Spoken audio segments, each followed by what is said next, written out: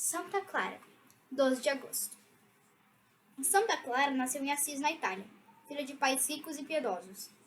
O nome de Clara foi lhe dado em virtude de uma voz misteriosa que a mãe, Hortulana, ouviu quando, antes de dar à luz à filha, fazia fervorosas orações diante de um crucifixo.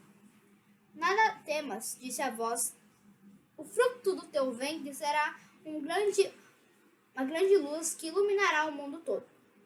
Desde pequena, Clara era em tudo bem diferente das companheiras. Quando meninas dessa idade costumava achar agrado os brinquedos e bem cedo revelam dando qualidades pouco apreciáveis. Clara fazia grande exceção da regra. O seu prazer era rezar, fazer caridade e penitência. Aborrecia a vaidade e as exibições e tinha aversão declarada aos divertimentos profanos. Vivia naquele tempo o grande patriarca de Assis, São Francisco. A este se dirigiu Santa Clara e municipando-lhe o grande desejo que lhe tinha de abandonar o mundo e fazer o voto de castidade e levar uma vida a mais perfeita pobreza. São Francisco reconheceu em Clara uma eleita de Deus e animou-a a persistir nas piedosas admirações. Depois de ter examinado o sujeito e duras provas o espírito da jovem, aconselhou-lhe que abandonasse a casa paterna e tomasse o hábito de religiosa. Foi num domingo de Ramos que Clara recusou este plano, dirigindo-se à igreja da Porciúncula, onde São Francisco lhe contou o cabelo e lhe deu o hábito de penitência. Clara contava apenas 18 anos quando disse adeus ao mundo, entrou para o convento das penitências em Assis. O promovimento em trava de Clara provocou as mais veementes protestos dos pais e parentes que tudo tentaram para tirar a jovem do convento. Clara pôs-lhe resistência energética. Indo à igreja, segurou-se ao altar e com a outra mão mostrou aos pais a calheira cortada e lhes disse: deveis saber que não quero outro esposo, senão a Jesus Cristo. A este escolhi e não mais o deixarei. Tais palavras causaram pasmo aos parentes, que não podiam deixar de manifestar-se admirados de tão provocada virtude. Clara tinha uma irmã mais moça, de nome Assis. Esta, convidada e animada por Clara, poucos dias depois emitiu o exemplo da irmã e, abandonando a casa paterna, entrou para o convento onde estava Clara. Com esse passo da jovem, não se confortaram os parentes, que em número de 12, arrancaram dos braços de Clara para levá-la para casa. Quando, porém, chegaram à portaria do convento, a viram força e riqueza arrebatar Inês e a gritou em voz alta: venha em meu socorro, minha irmã, e não permitis que me tirem dos braços do meu Senhor Jesus Cristo e me privem de tua amável companhia.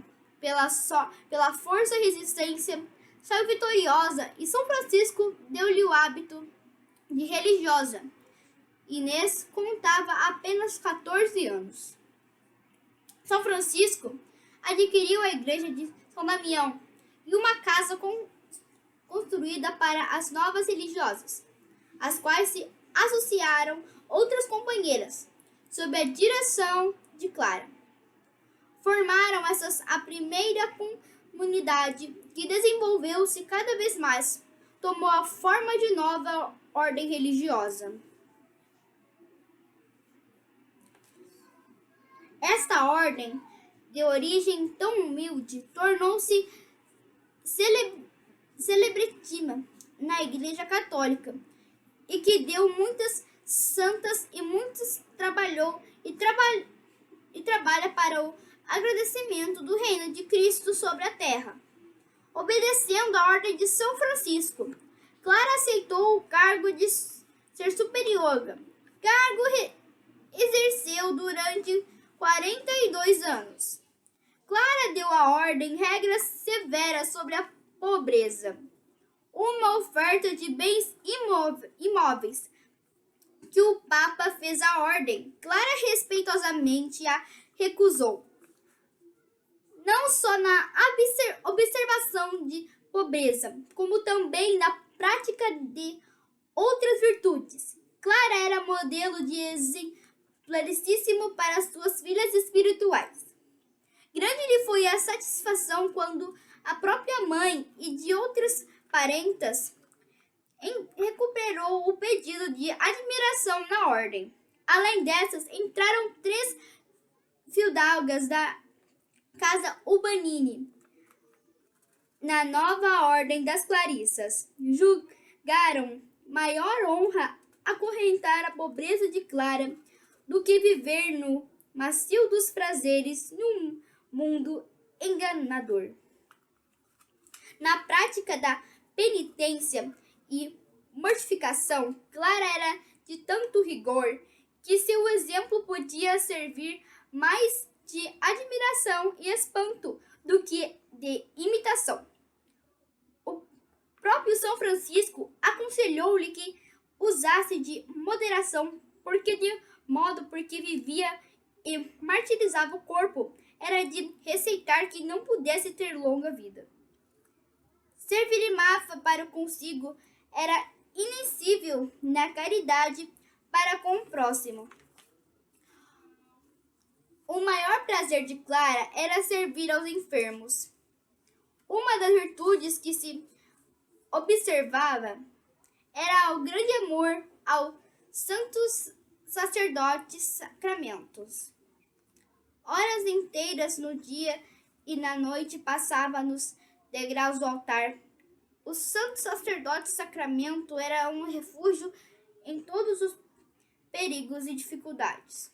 Aconteceu que a cidade de Assis fosse assediada pelos sarracenos que, em serviço do imperador Frederico II, intentavam a Itália.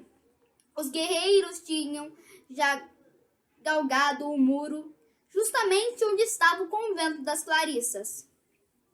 A superiora enferma guardava o leito, tendo notícia da imediata invasão dos bárbaros no convento. Clara levantou-se e, ajudada pelas filhas, dirigiu-se ao altar do santo sacerdote sacramento.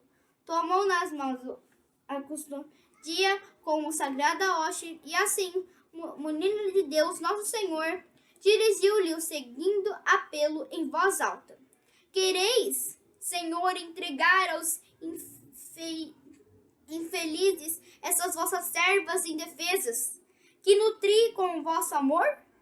Vinde em socorro de vossas servas, pois não as posso proteger. Ditas essas palavras, ouviu-se distantemente uma voz dizer: Serei vossa proteção, hoje e sempre. Os fatos provaram que não são tratados de coisa imaginária. Dos sarracenos, apoderou-se em pânico inexplicável. Grande parte deles fugiram às pressas. Alguns que já haviam galgado em cima do muro caíram para trás. Foi visível a devoção de Santa Clara ao Santíssimo Sacramento, que salvará o mundo, convento e da cidade do assalto do inimigo. Outros muitos milagres fez Deus por intermédio da sua serva, que a estreiteza de espaço não nos permite narrar. Clara contava 60 anos, dos quais passará 28 sofrendo graves enfermidades. Por maiores que lhe fossem as dores, nenhuma queixa lhe sabia da boca. Na meditação da sagrada paixão da morte de Nosso Senhor, achava o maior alívio. Como passa depressa a noite, dizia os momentos com a paixão de Nosso Senhor. Em outra ocasião, disse: homem haverá que se queixe vendo a Jesus derramar todo o seu sangue na cruz. Sentindo a proximidade da morte, recebeu os santos sacramentos e teve a satisfação de receber a visita do Papa Inocêncio IV, que lhe concedeu uma indulgência plenária. Quase agonizante, disse ainda essas palavras: nada temas, minha alma, tem boa companhia na tua passagem para a eternidade. Vai em paz, porque aquele que te criou, te santificou, te guardou com a mão ao filho e te amou com grande ternura. Vós, porém, meu Senhor e meu Criador, sede louvado e bendito. Em visão lhe apareceram muitas virgens, entre as quais uma se extraordinária beleza, que lhe vieram ao encontro para levá-la ao céu.